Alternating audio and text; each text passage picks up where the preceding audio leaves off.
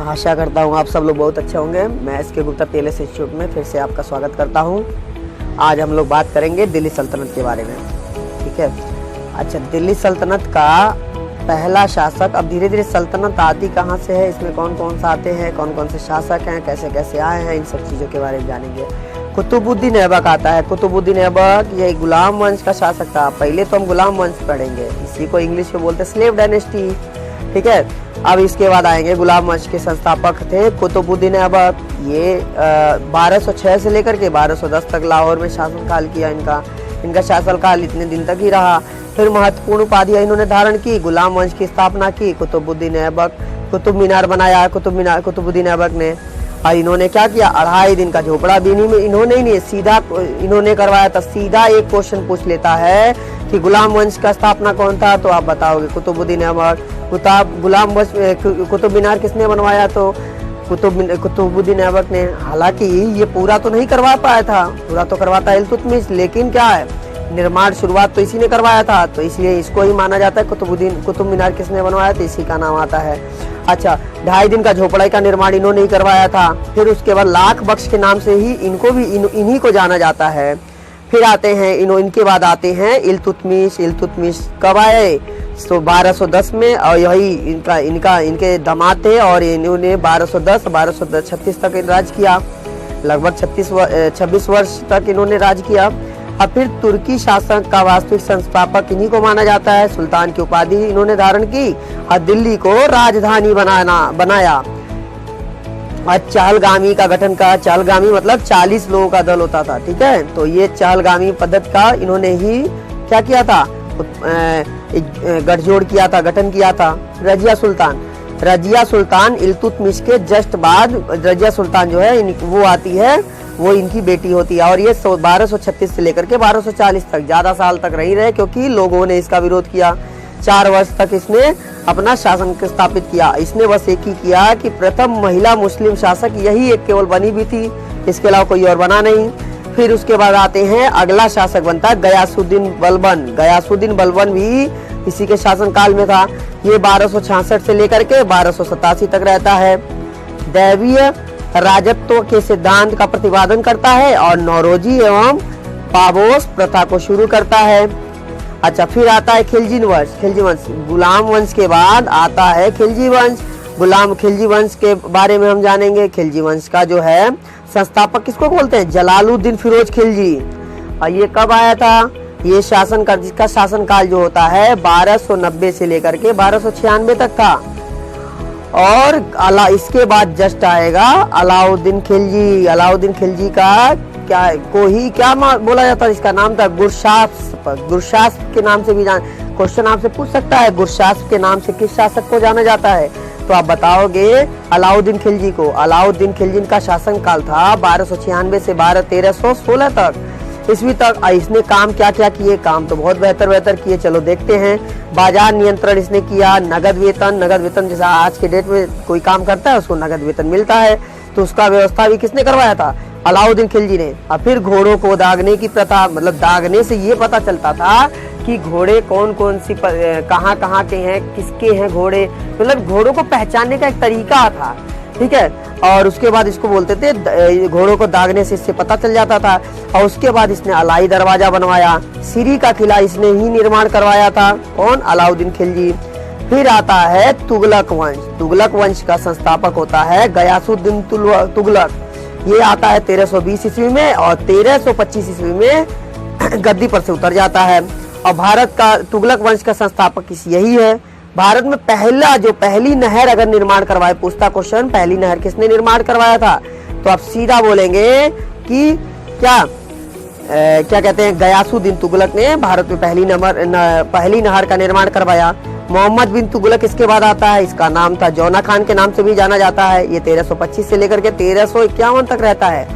गयासुद्दीन तुगलक हालांकि 5 वर्ष ही रहता है, लेकिन ये तो लगभग 26 वर्ष तक राज शासन करता है। मोहम्मद बिन तुगलक MBTC को बोलते हैं। ये ऐसा कहा जाता है कि ये पगलावा शासक था, इसको कहा जाता था, ठीक है। सबसे पढ़ा लिखा शासक था, लेकिन इसको पगलावा शासक बोला जाता। राजधानी परिवर्तन। राजधानी परिवर्तन करता है और ये क्या करता है, सांकेतिक मुद्रा का प्रचलन करता है। दीवान एक कोही की स्थापना करता है। अफ्रीकी यात्री इब्न बतूता को दिल्ली का काजी बनाता है। ये तो दिन दहाड़ इसको जब मतलब जैसे कहते हैं कि एक तरह से इसको ये कहा जाता था कि ये बेमूड़ी शासक था, जब इसको जो मन करता था वो काम कर देता था बिना सोचे और बिना समझे। अब आते हैं फिरोज शाह तुगलक। फिरोज शाह तुगलक 1351 से लेकर के 1388 तक रहता है और इसने क्या किया, नहरों का विस्तार किया। नहर तो इसके गयासुद्दीन तुगलक ने निर्माण करवाया, लेकिन इस विस्तार कौन करता है, फिरोज शाह तुगलक। फिर जौनपुर नगर की स्थापना यही इसने की, फिरोज शाह तुगलक ने। फिर अशोक स्तंभों को दिल्ली में स्थापित करना और उसके बाद दान विभाग इसने बनाया था, रोजगार कार्यालय स्थापित किया और फिर फलों के बाग लगवाना और ब्राह्मणों पर जजिया कर इसी ने लगाया था पहली बार। ठीक है, अच्छा अब आते हैं सैयद वंश। सैयद वंश के संस्थापक कौन थे, ये है खिज्र खां को सैयद वंश का संस्थापक बोला जाता है। इसका शासन काल था 1414 से लेकर के 1421 ईस्वी तक। सैयद वंश का संस्थापक इसी को कहा जाता है, तो मैंने पहले बताया। मुबारक शाह जो है यह आता है 1421 से लेकर के 1434 तक। रैयत आला की उपाधि कौन धारण करता है, यही मुबारक शाह। ठीक है, अच्छा फिर आता है लोदी वंश। लोदी वंश का संस्थापक बहलोल लोदी। ठीक है, बकलोल लोदी नहीं भैया, सॉरी मजाक कर रहा था। ठीक है, अब आते हैं बहलोल लोदी। बहलोल लोदी जो था 1451 से लेकर के 1489 तक रहता है। ठीक है, आइए लोदी वंश का संस्थापक है बहलोल लोदी। आपसे सीधे पूछे कि लोदी वंश का संस्थापक कौन है, तो आप बताओगे बहलोल लोदी। सिकंदर लोदी भी रहता है उसके बाद। सिकंदर लोदी सब 1489 से लेकर के 1517 तक रहता है। गजे सिकंदरी नामक पैमाने का प्रचलन करता है और आगरा शहर की स्थापना इसी ने की थी। गुलरुखी नाम की कविताएं लिखना इसी ने प्रारंभ किया था। और फिर उसके बाद अंतिम शासक इसका आता है इब्राहिम लोदी। ये आता है 1517 से लेकर के 1526 तक।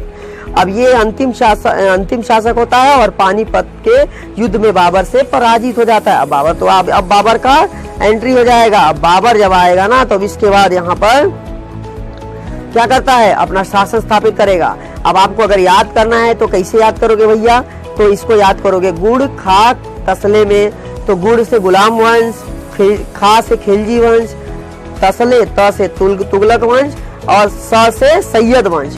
और फिर ल होता है तसले, ले है ना, तो लोदी वंश, तो तसले में। ठीक है, और तसले में अब आ गया तो लोदी वंश तक, ये आप ऐसे याद कर लोगे। गुड़ का तसले से कौन कौन है। अब 1500 मैंने बताया 1206 से लेकर के 1526 तक का शासनकाल। अब 1526 शासनकाल के बाद आते सल्तनत काल में प्रमुख अधिकारी कौन कौन से बने थे। अब अधिकारी उस समय कौन कौन कार्य था, क्या क्या कार्य था, अधिकारी क्या थे, नाम क्या था अधिकारी होगा, इसके बारे में जानेंगे। वजीर, पहला अधिकारी जो था वजीर था, उसका मुख्य प्रशासनिक, वह एक मुख्य प्रशासनिक अधिकारी था। और अरिंजे मुमालिक, ये था सैन्य विभाग का प्रधान।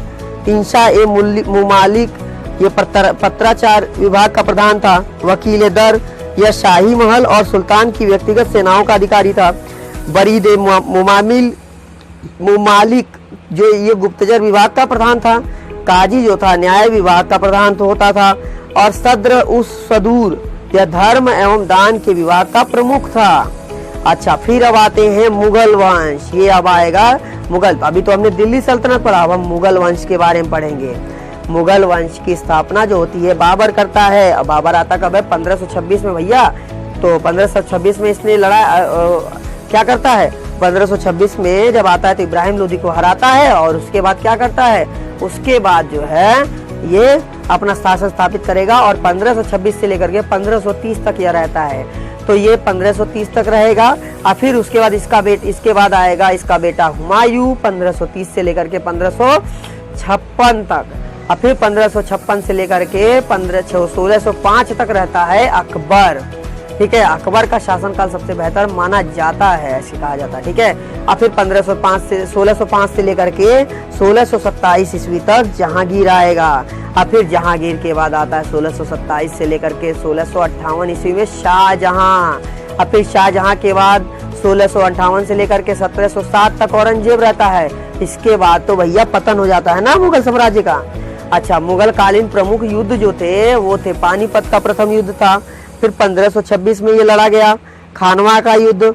अच्छा, पहले हम देखेंगे कैसे कैसे युद्ध लड़ते हैं। 1500 पानीपत का युद्ध लड़ता है 1526 में, और फिर उसके बाद दूसरा युद्ध होता है खानवा का 1527 में, फिर घाघरा का होता है, ये सब बाबर लड़ रहा है।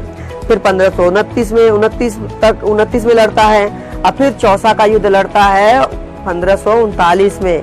अच्छा देखो, इसके बाद जो चौसा का युद्ध होता है ना, इसके बाद ये चौसा का युद्ध होता है हुमायूं के बीच में। अच्छा, पहले हम देखते हैं पानीपत। अब ऐसे याद कैसे करेंगे, ठीक है, इसको याद करने का तरीका है, इसके बारे में अभी ट्रिक याद नहीं आ रहा, ट्रिक अभी हम लास्ट में आपको बता देंगे। फिर उसके बाद आते हैं बिलग्राम का युद्ध होता है 1540 में, ये भी हुमायूं के बीच में होता है। अब फिर उसके बाद होता है हल्दी घाटी का युद्ध। ये हल्दी घाटी का युद्ध तो सबसे मशहूर युद्ध है, जो क्या होता है अकबर के और महाराणा प्रताप जी के बीच में 1576 में लड़ा गया। अब फिर गुजरात का युद्ध होता है 1572 में। अब इसके बाद जो होता है अकबर के महत्वपूर्ण कार्य, इन्होंने बहुत से काम किए। दास प्रथा का अंत कर दिया अकबर ने। फिर उसके कब किया, 1562 में। और फिर उसके बाद जो होता है तीर्थ यात्रा कर समाप्त किया, मतलब जैसे जजिया कर वगैरह जो लगे हुए थे ना, सब करों को खत्म कर दिया। फिर 1563 में खत्म किया जजिया कर को, समाप्त किया कब, 1564 में, ठीक है। और उसके बाद फतेहपुर सीकरी की स्थापना की 1571 में। इलाही संवत की शुरुआत की। संवत एक तरह से इलाही एक धर्म था, और इलाही एक संवत की भी शुरुआत करता है। तो इलाही संवत की शुरुआत होता है 1583 में, राजधानी लाहौर स्थानांतरित कर देता है। मतलब अगर आपसे क्वेश्चन पूछता है कि कौन सा ऐसा राजा था जो जिसने अपनी राजधानी दिल्ली से लाहौर स्थानांतरित कर दी, तो आप बताओगे अकबर। कब किया था, 1585 ईस्वी में। मुगलों के मकबरे कहाँ कहाँ हैं, आते हैं मकबरे देखते हैं। मकबरा मतलब तो हम क्या का होता है ना भाई, तो वो चीज। बाबर का मकबरा है काबुल में, और हुमायूं का दिल्ली में, अकबर का सिकंदरा में, जहांगीर का शाहदरा में, शाहदरा लाहौर में पड़ता है, शाहजहां का आगरा में, और औरंगजेब का औरंगाबाद। अब औरंगजेब का तो सबसे आसान, औरंगाबाद महाराष्ट्र में।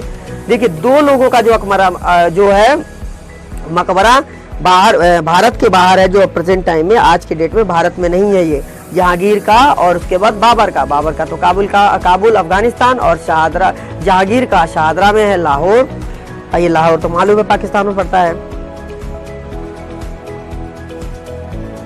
अच्छा, अब आएंगे हम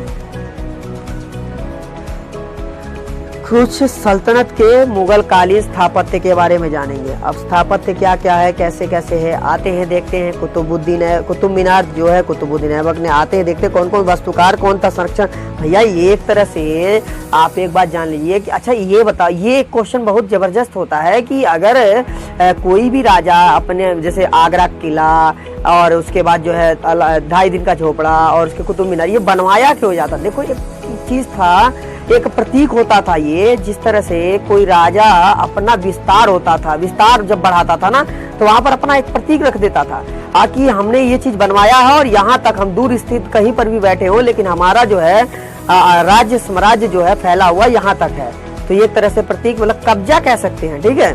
तो एक तरह से कोई भी राजा अगर आया तो पहले देखेगा कि भैया यहाँ किसका राज्य है, तो बताएंगे ना लोग कि ये बनवाया गया, ये चीजें बनी है, तो ये कौन सा राज्य का है, कौन से राजा का है। तो इससे थोड़ा सा दहशत टाइप का बना रहता था, ठीक है। अब आते कुतुब मीनार दिल्ली में है, दिल्ली में कुतुबुद्दीन ऐबक ने बनवाया था। कुव्वत उल इस्लाम मस्जिद बनवाया था दिल्ली में कुतुबुद्दीन ऐबक ने। अलाई दरवाजा किसने बनवाया था, अलाउद्दीन खिलजी ने, दिल्ली में ही बनवाया था इसको भी। कोटला फिरोज शाह, ये दिल्ली में बनवाया गया, फिरोज शाह तुगलक ने बनवाया था। हुमायूं का मकबरा दिल्ली में बना, हमीदा बानो बेगम, ठीक है। अब फिर उसके बाद जो होता है फतेहपुर सीकरी आगरा में बन रहा है, और अकबर ने बनवाया था। इमाम-उद-दौला का मकबरा, इमाम-उद-दौला का मकबरा आगरा में बना था, नूरजहां ने बनवाया था, ठीक है। नूरजहां ये शाहजहां की बीवी थी, ठीक है। शायद थोड़ा सा कंफ्यूज हो रहा है, मैं बाद में बताता हूँ इसके बारे में, ठीक है। अच्छा, ताजमहल आगरा में बना था, शाहजहां अहमद लाहौरी ने बनवाया था। लाल किला किसने बनवाया था, दिल्ली में तो लाल किला, ये तो सबको मालूम है ना, लाल किला की प्राचीर से प्रधानमंत्री नरेंद्र मोदी बोलते हैं, ठीक है। तो वही ऐसे याद कर लोगे। फिर ताजमहल क्या कहते हैं, लाल किला किसने बनवाया, शाहजहां ने। थे अहमद लाहौरी, ये जो अहमद लाहौरी लिखा है ना, इसका ये प्रिंट तैयार करता था, मतलब ये बनाने की कलाकार इसको कहते हैं। अच्छा, जामा मस्जिद जो है ये भी दिल्ली में बना गया। तो भैया मतलब लगभग ये सबसे बेहतर बड़ी मस्जिद पूरे भारत में है, और इसको बनवाया था शाहजहां ने। बीबी का मकबरा किसने बनवाया था, औरंगाबाद। ये भैया ये भी अपने पिताजी को देखा, कहा हम भी बनवाएंगे मकबरा, तो मकबरा बनवाया था किसका, बीबी का मकबरा। तो कब बनवाया था, अजय शाह ने बनवाया था इसका, बीबी का मकबरा। ठीक है। औरंगाबाद में बीबी का मकबरा बनाता है अताउल्ला, अजय शाह ने बनवाया था। सॉरी मैंने इसको थोड़ा गलत बोल दिया। औरंगाबाद में बीबी का मकबरा और क्या कहते हैं, इसने भी और औरंगजेब ने भी कुछ मकबरा बनाया था, उसके बारे में हम बाद में चर्चा करेंगे। अच्छा, अब आते हैं मुगल कालीन साहित्य क्या था। अब देखिए कुछ पुस्तकें लिखी गई थी और कुछ लेखकों ने लिखी थी इसे। ये लेखक कौन कौन थे इसके बारे में समझेंगे, पुस्तक क्या थी इसके बारे में भी पढ़ेंगे। पहले पुस्तक का नाम, फिर लेखक का नाम। पहले आते हैं पुस्तक तुजुके बाबरी, बाबरनामा जिसको बोलते हैं, बाबर ने किया था। हुमायूंनामा, गुलबदन बेगम, इनकी बहन ने, हुमायूं की बहन ने करवाया था। अब फिर उसके बाद जो होता है अकबरनामा, अकबरनामा अबुल फजल ने किया था ना भाई। लेखक कौन था? अबुल फजल। आईने अकबरी इसके नाम से भी इसको जाना जाता है अकबरनामा को। तुजुके जहांगीरी, ये जहांगीर ने करवाया था। और शाहजहां नामा इनायत खान ने किया था। सिर अकबर, जहांदारा शिको। अब आगे पढ़ेंगे अगले में मराठा राज्यों एवं शिवाजी। आज के लिए बस इतना ही, धन्यवाद। Please share and subscribe that videos and thank you friends.